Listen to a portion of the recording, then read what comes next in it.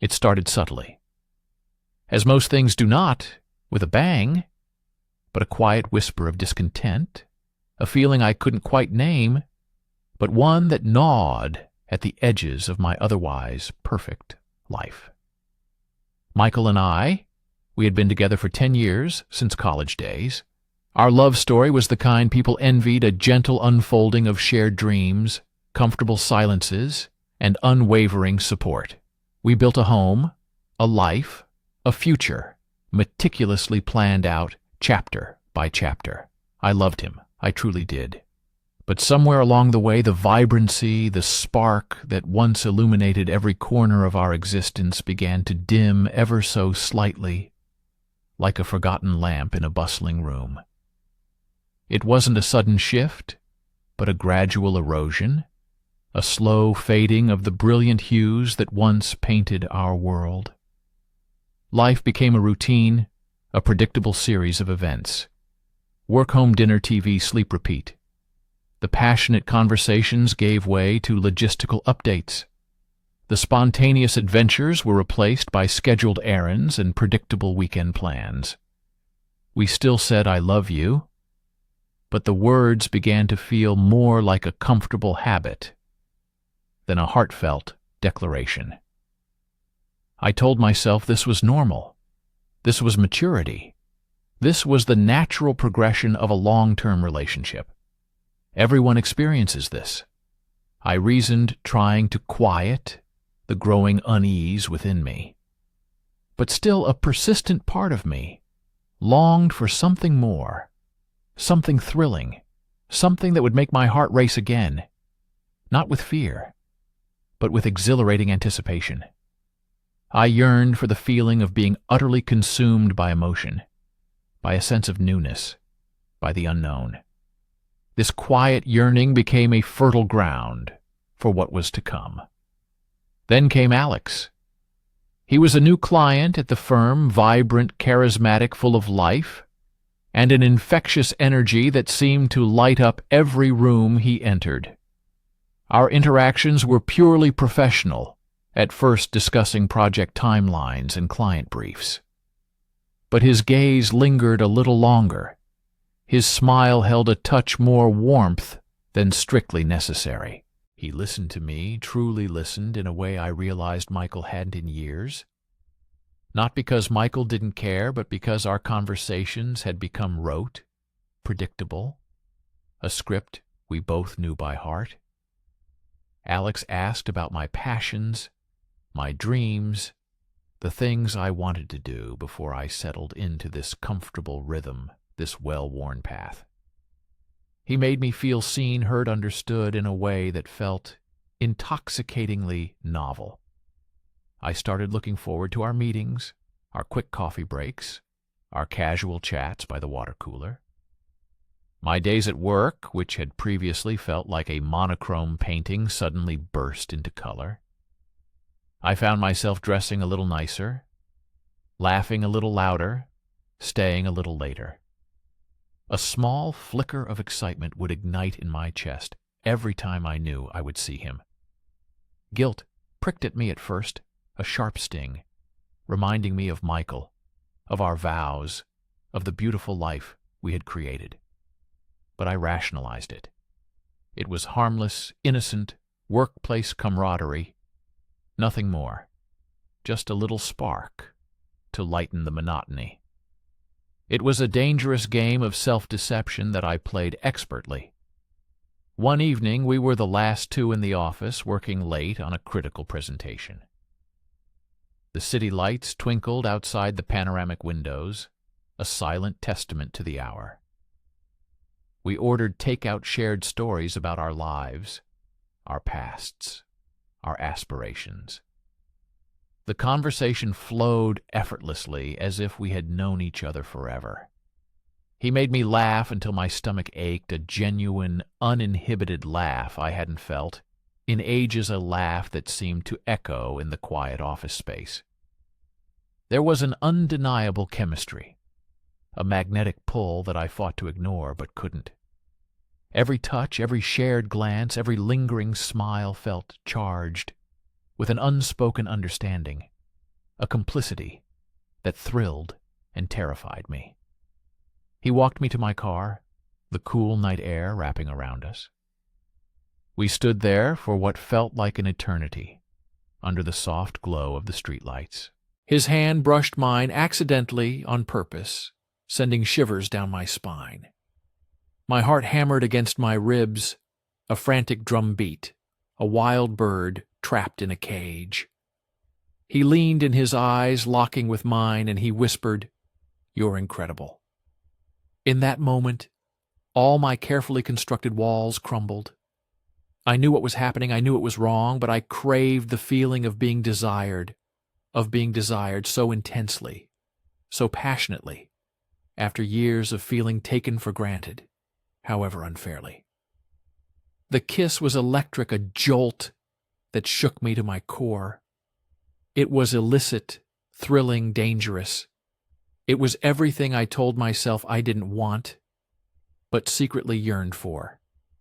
The guilt was immediate, a tidal wave that threatened to drown me, but it was quickly overshadowed by a rush of exhilaration, a sensation so potent it clouded my judgment. It was a moment of pure, selfish indulgence, a surrender to a desire I thought was long dead.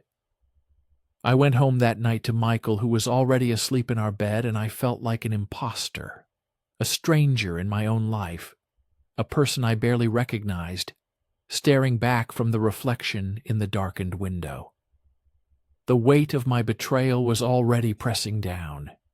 The affair began like a quiet, insidious disease, spreading through my life, unnoticed by most, but slowly consuming me from the inside out. It was a clandestine existence, stolen moments, hurried texts, secret meetings under the guise of late work or friends' nights out. Each lie I told to Michael, each alibi I fabricated, chipped away at my soul, leaving me feeling hollower and more fragmented. My life became a constant performance, a dizzying tightrope walk between two worlds.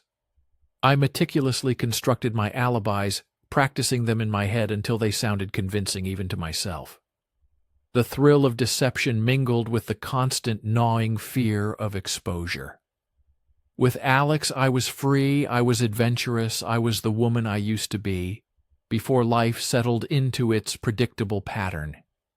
He made me feel alive, vibrant, desirable. He filled a void I didn't even realize was there until he started to fill it. He was a mirror reflecting back a version of myself I thought I had lost. But then I would come home to Michael, his trusting eyes, his gentle touch, and the weight of my deception would become almost unbearable.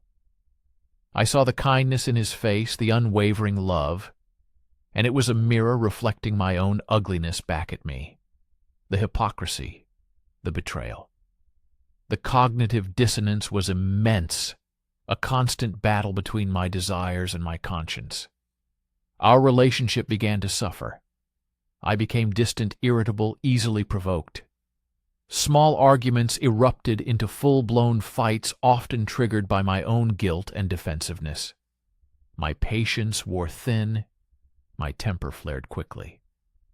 Michael noticed the changes, of course. He asked if I was okay, if something was bothering me, if I was unhappy. His concern was genuine, his questions laced with a worry I found hard to face. I deflected, I lied, I manufactured excuses about stress at work or feeling under the weather. The lies piled up, building a wall between us, a wall so thick I feared it could never be torn down. I felt trapped in the web I had spun. There were moments of intense regret, moments where I wanted to confess everything, to beg for forgiveness, to claw my way back to the purity of what Michael and I once had.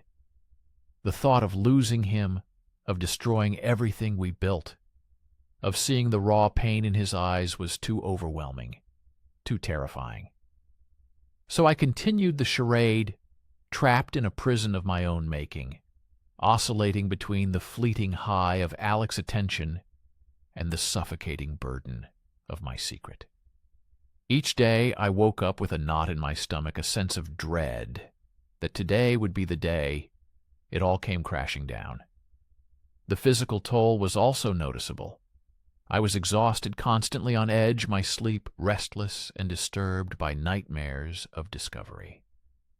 One evening, the facade shattered with brutal finality. It was a typical weekday. I was supposed to be at a late work dinner, but instead, I was with Alex in a quiet bar on the other side of town. Michael surprised me by showing up at the restaurant where I claimed to be having dinner, hoping to catch me for a quick coffee. A sweet gesture I had callously ignored. When he couldn't find me, his instincts took over. He called my friend Sarah, who, innocent and unaware, mentioned she hadn't seen me all week. A quick check of my phone records, perhaps an intuition, a gut feeling, or maybe he simply saw us leaving the bar. The details are still a blur of pain, a fragmented memory stained with shame. He found me. Not at the restaurant, not with a friend, but with Alex. His face, when he saw us, was a landscape of devastation, disbelief, and an agony so profound it pierced my very being. All the blood drained from my face, my heart stopped. The air in the room became heavy, suffocating. Alex quickly disappeared, his concern for my well-being evaporating in the face of confrontation, leaving me alone to face the wreckage I had created. He proved to be as ephemeral as the thrill he offered. There were no shouts, no accusations, just a quiet brokenness that was far more potent than any anger. He looked at me, his eyes pooling with tears unshed but visible, and he said, "How could you?"